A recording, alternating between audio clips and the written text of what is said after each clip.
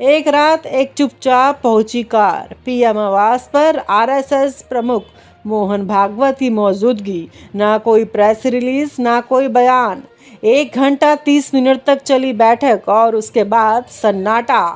कोई ऐलान नहीं, ना कोई चेहरा बदला, ना कोई विचारधारा वापस आई। बल्कि अगले ही दिन मोदी वहीं के वहीं और आरएसएस के अंदर एक गूंज, अब नहीं, बस अब नहीं बनेंगे इस सत्ता की चुप सहयोगी।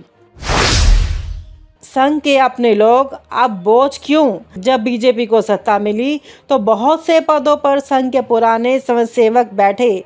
संगठन महामंत्री, राष्ट्रीय पदाधिकारी, मंत्रिमंडल के चेहरे।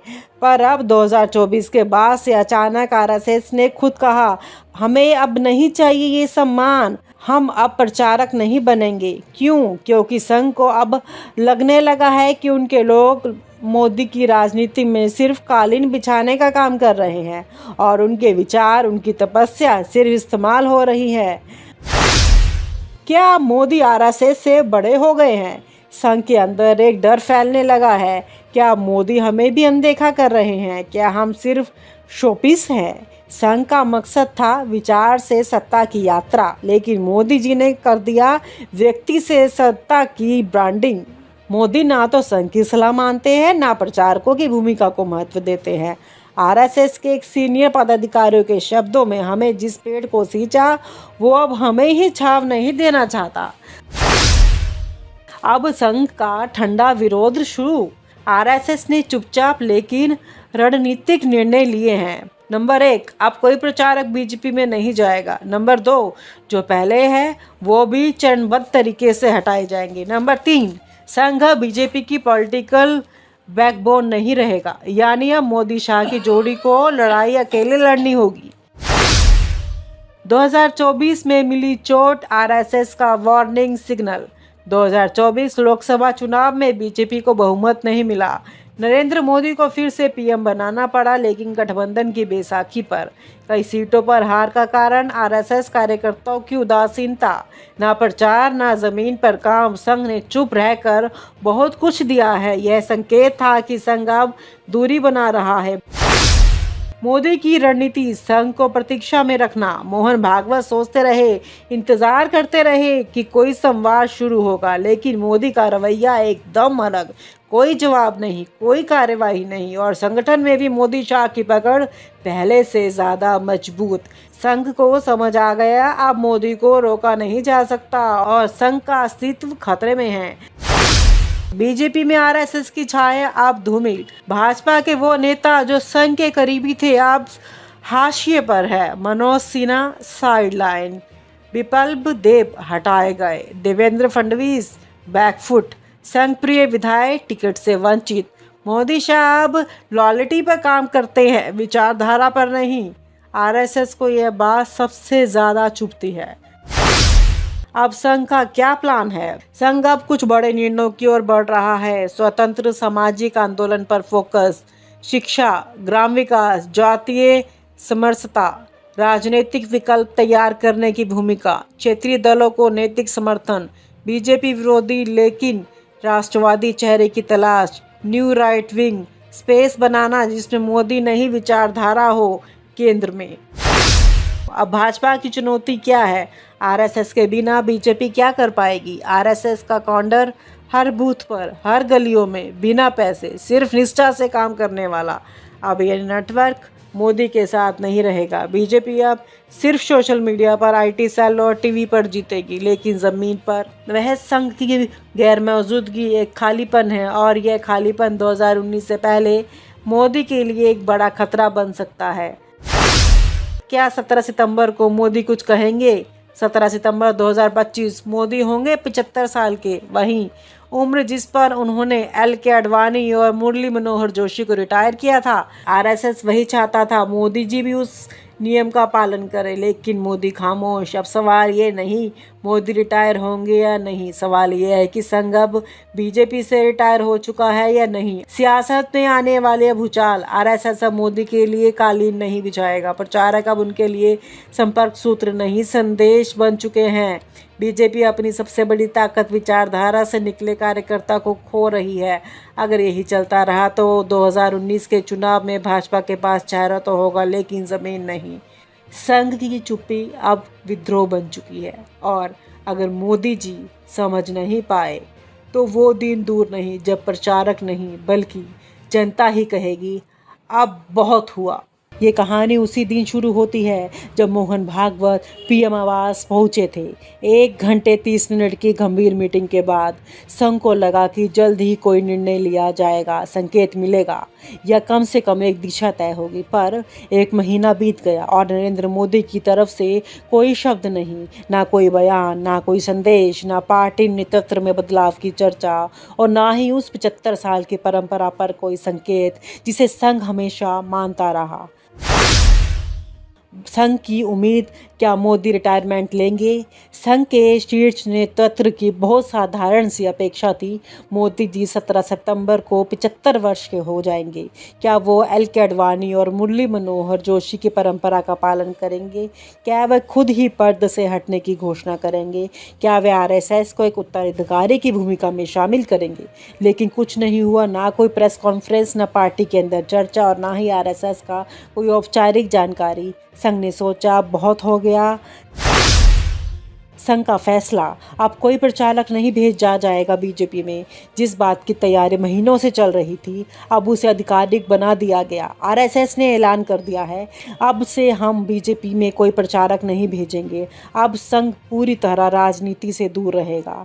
हमारे समय सेवक अब सत्ता के लिए काम नहीं करेंगे, समाज के लिए करेंगे। ये सिर्फ नीति बदलाव नहीं था, ये ऐलान जंग था, एक कूल दिखाने का विद्रोह। संघ की नाराजगी सिर्फ प्रचारक नहीं, विचारधारा का अपमान। संघ के भीतर की चर्चा और गुस्सा ये नहीं कि मोदी ने कोई नया नियम तोड़ा, गुस्सा इस बात का था कि उन्होंने आरएसएस को मौन कर दिया। संघ चाहता था जातीय जनगणना पर बीजेपी रुख बदले, 75 वर्ष की सीमा का पालन हो, आतंकवाद पर सख्त संदेश जाए, राष्ट्रपति पद को लेकर भी संघ से विचार हो। पर मोदी ने ना तो कोई चर्चा की ना सलाह ली। यह सत्ता की अहंकारपूर्ण स्वतंत्रता थी जहां सहयोग को हस्तक्षेप समझा गया। बीजेपी में संघ का प्रभाव कैसे खत्म हुआ? मोदी शाह की जोड़ी ने पिछले 10 वर्षों में धीरे धीरे बीजेपी से संघ की जड़ों को काटा। प्रदेश अध्यक्षों में संघ की सिफारिशें ठुकराई गई, चुनावी रणनीति पूरी तरह निजी पीआर एजेंसियों ने दे दी गई, शाखा के कार्यक्रमों को प्रचार से काट दिया गया और 75 वर्ष की उम्र की मर्यादा भी इतिहास बन चुकी है। अब बीजेपी में संघ का नाम है पर काम नहीं। संघ की नई रणनीति, समाज निर्माण, सत्ता नहीं। अब संघ अपनी ऊर्जा निम्न कार्यों में लगाने जा रहा है। नंबर 1, शिक्षा और भारतीय संस्कृति पर जोर। नंबर 2, मंदिरों और धार्मिक स्थलों के प्रबंधन में सुधार। नंबर 3, धर्मांतरण विरोधी आंदोलन को पुनर्जीवित करना। नंबर 4, युवाओं में शाखा की उपस्थिति को मजबूत बनाना। नंबर 5, बीजेपी के बिना भी हिंदुत्व जीवित है। नंबर 5, बीजेपी के बिना भी हिंदुत्व जीवित है का प्रचार करना। संघ अब विचारधारा को पार्टी से अलग करने में लगा है क्योंकि पार्टी सत्ता के नशे में संघ को बैठा हुआ शेर समझ चुकी है। क्या मोदी को फर्क पड़ा? अब ये सवाल है, क्या नरेंद्र मोदी को फर्क पड़ा? इस दूरी से बाहर से देखो तो नहीं, वो अब भी बीजेपी पर पूरी पकड़ बनाए हैं। संगठन और सरकार दोनों उनके इशारे पर चलते हैं। उन्हें ज़मीनी नेटवर्क नहीं, डिजिटल नेटवर्क पर भरोसा है। लेकिन 2024 में बीजेपी की गिरती सीटें और संगठन की मजबूती इस बात की गवाही है कि संघ का मौन समर्थन की बीजेपी की सबसे बड़ी ताकत थी और अब वो ताकत छिन चुकी है। अगला बड़ा मोड़, मोदी का रिटायरमेंट। संघ अब सिर्फ एक बात का इंतजार कर रहा है, क्या मोदी 17 सितंबर 2024 को रिटायरमेंट लेंगे? अगर मोदी खुद हटते हैं तो संघ फिर से भूमिका निभा सकता है, नए चेहरे को बढ़ावा देगा। 2029 के लिए तैयार होना, बीजेपी को वापस वैचारिक पार्टी बनाना। लेकिन अगर मोदी हटने से इनकार करते हैं तो संघ भी नई नीतियों का रास्ता अपना सकता है। संघ कोई राजनीतिक पार्टी नहीं है, लेकिन बीजेपी उसकी राजनीतिक शाखा है। ये बात पिछले 7 दशकों से बार बार कही गई है, लेकिन अब लगता है कि ये रिश्ता भी नो स्ट्रिंग्स अटैच्ड मोड में जा चुका है। 2024 की गर्मियों में जब देश की राजनीति चुनावी नतीजों और जोड़ तोड़ में उलझी थी, तब नागपुर से एक ऐसी खबर आई जिसने दिल्ली की सत्ता की नींव हिला दी। आरएसएस अब बीजेपी को प्रचारक नहीं भेजेगा। संघ और भाजपा का रिश्ता कोई आज का नहीं है। 1951 में श्यामा प्रसाद मुखर्जी ने जब जनसंघ बनाया, तब संघ ने अपनी जमीनी नेटवर्क से उसे खड़ा किया। 1980 में जब भाजपा बनी, तब भी संघ ने ही इसे खून पसीना दिया। अटल आडवाणी से लेकर मोदी शाह तक हर बड़े नेता का कनेक्शन संघ से रहा। लेकिन 2024 के बाद अचानक सब कुछ बदलने लगा। 2024 के लोकसभा चुनाव में बीजेपी को पूर्ण बहुमत नहीं मिला। मोदी सरकार बनी, लेकिन गठबंधन के सहारे। आरएसएस को उम्मीद थी कि अब बीजेपी आत्ममंथन करेगी और संघ के आदर्शों की और फिर से लौटेगी। लेकिन ना संगठन में कोई बदलाव हुआ, ना टिकट वितरण में संघ की सलाह मानी गई और ना ही सरकार के एजेंडे में कोई संघीय सुधार आया। संघ ने एक एक करके 3 सलाह दी थी। 75 की उम्र के बाद नेतागिरी से संन्यास लिया जाए, संगठन में क्षेत्रीय नेताओं को बढ़ावा मिले, परिवारवाद और चमचागिरी पर रोक लगे। मोदी ने तीनों को नज़रअंदाज किया। आरएसएस के भीतर एक नया नाम गूंज रहा था, एनपीजीपी, नई बीजेपी, जहां संघ का मतलब सिर्फ लिप सर्विस रह गया था और नीति बन रही थी सिर्फ एक व्यक्ति के इर्द गिर्द। संघ के सीनियर प्रचारकों ने अंदर ही अंदर ये समझ लिया था कि मोदी अब संघ के काउंटर नहीं, अपने ब्रांड के नेता हैं। अमित शाह और जेपी नड्डा जैसे नेता अब संघ की नहीं, मोदी की सुनते हैं। बीजेपी अब भारतीय जनता पार्टी नहीं, बल्कि भारतीय मोदी पार्टी बन चुकी है। नागपुर में एक गुप्त बैठक हुई। मंच पर मोहन भागवत, दत्तात्रेय होसबोले और भैयाजी जोशी मौजूद थे। इस बैठक में सर्वसम्मति से यह निर्णय लिया गया कि अब किसी भी राज्य या केंद्र में भाजपा को संघ प्रचारक नियुक्त नहीं किया जाएगा। संघ अब भाजपा के सांगठनिक मामलों में हस्तक्षेप नहीं करेगा।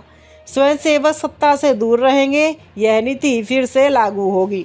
आरएसएस की नाराजगी के असली कारण। मोदी सरकार ने कई ऐसे कदम उठाए जो संघ की विचारधारा से मेल नहीं खाते। प्रचार में सिर्फ मोदी, ना राष्ट्र, ना विचारधारा। नंबर 2, संघ की उपेक्षा। कोई बड़ा निर्णय लेते वक्त संघ से चर्चा नहीं। 3, नए चेहरों को संघ की बजाय आईटी सेल के जरिए लाना। अब विचारधारा से नहीं, वायरलिटी से नेता बन रहे हैं।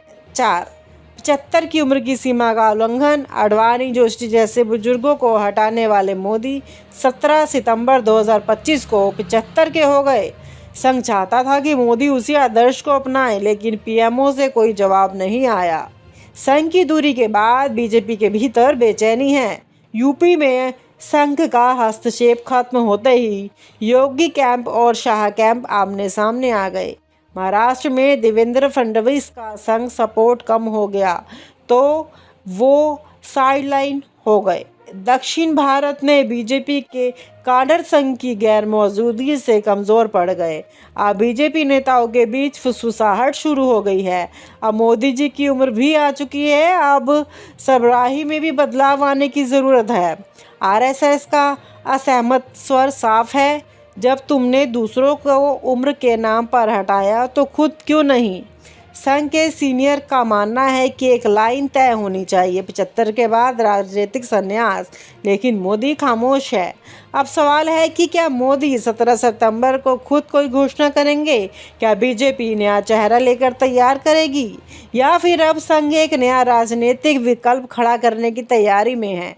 2024 के लोकसभा चुनाव में बीजेपी को पूर्ण बहुमत नहीं मिला। मोदी सरकार बनी, लेकिन गठबंधन के सहारे। आरएसएस को उम्मीद थी कि अब बीजेपी आत्ममंथन करेगी और संघ के आदर्शों की और फिर से लौटेगी।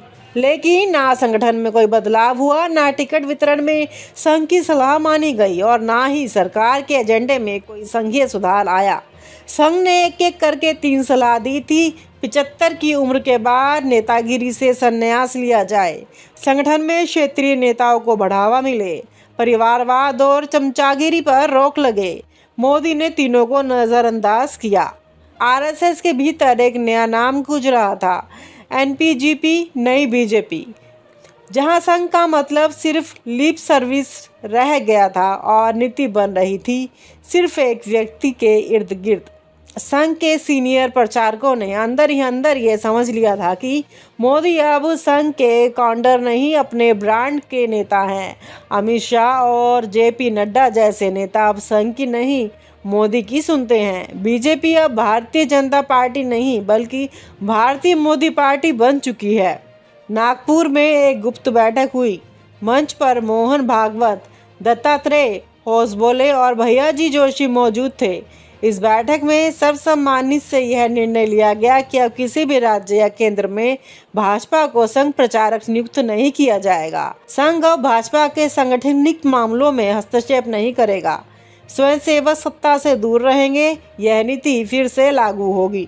आरएसएस की नाराजगी के असली कारण। मोदी सरकार ने कई ऐसे कदम उठाए जो संघ की विचारधारा से मेल नहीं खाते। प्रचार में सिर्फ मोदी, ना राष्ट्र, ना विचारधारा। नंबर 2, संघ की उपेक्षा। कोई बड़ा निर्णय लेते वक्त संघ से चर्चा नहीं। 3, नए चेहरों को संघ की बजाय आईटी सेल के जरिए लाना। अब विचारधारा से नहीं, वायरलिटी से नेता बन रहे हैं। 4, 75 की उम्र की सीमा का उल्लंघन। आडवाणी, जोशी जैसे बुजुर्गों को हटाने वाले मोदी 17 सितंबर 2025 को 75 के हो गए। संघ चाहता था कि मोदी उसी आदर्श को अपनाए, लेकिन पीएमओ से कोई जवाब नहीं आया। संघ की दूरी के बाद बीजेपी के भीतर बेचैनी है। यूपी में संघ का हस्तक्षेप खत्म होते ही योगी कैंप और शाह कैंप आमने सामने आ गए। महाराष्ट्र में देवेंद्र फडणवीस का संघ सपोर्ट कम हो गया तो वो साइडलाइन हो गए। दक्षिण भारत में बीजेपी के काडर संघ की गैर मौजूदगी से कमज़ोर पड़ गए। अब बीजेपी नेताओं के बीच फुसफुसाहट शुरू हो गई है। अब मोदी जी की उम्र भी आ चुकी है। अब सरबराही में भी बदलाव आने की ज़रूरत है। आरएसएस का असहमत स्वर साफ है। जब तुमने दूसरों को उम्र के नाम पर हटाया तो खुद क्यों नहीं। संघ के सीनियर का मानना है कि एक लाइन तय होनी चाहिए, 75 के बाद राजनीतिक संन्यास, लेकिन मोदी खामोश है। अब सवाल है कि क्या मोदी 17 सितंबर को खुद कोई घोषणा करेंगे? क्या बीजेपी नया चेहरा लेकर तैयार करेगी, या फिर अब संघ एक नया राजनीतिक विकल्प खड़ा करने की तैयारी में है? संघ अलग मोर्चा बनाएगा, भारत विकास मंच जैसे संगठनों को बढ़ावा देकर बीजेपी के विकल्प की तैयारी। नंबर 2, बीजेपी में 2 गुट, मोदी समर्थक वर्सेस संघ समर्थक। 2026-27 का नेतृत्व परिवर्तन की अंदरूनी लड़ाई। पॉइंट 3, नई विचारधारा की वापसी या पतन। क्या बीजेपी संघ मुक्त भाजपा बन जाएगी या संघ कोई नया चेहरा सामने लाएगा? यह कहानी सिर्फ एक राजनीतिक दरार की नहीं है, यह सत्ता और सिद्धांत के बीच टकराव की कहानी है, जहां एक और संघ चाहता है कि विचारधारा जिंदा रहे और दूसरी ओर मोदी चाहते हैं कि सिर्फ मोदी मॉडल चले। 17 सितंबर सिर्फ एक जन्मदिन नहीं बल्कि भारतीय राजनीति के लिए टर्निंग पॉइंट हो सकता है। संघ अब भाजपा से अलग है और भाजपा मोदी से अलग नहीं हो सकती, लेकिन अब जब संघ अपना रास्ता अलग कर ले तो क्या मोदी के रास्ते भी कितने दूर तक जाएंगे, यह देखना अभी बाकी है। और आप हमसे जुड़े रहने के लिए सब्सक्राइब करें YouTube पर, फॉलो करें Twitter पर और लाइक करें Facebook पर। और ज्यादा जानकारी के लिए आपको टाइप करना होगा सिर्फ न्यूज़ नशा।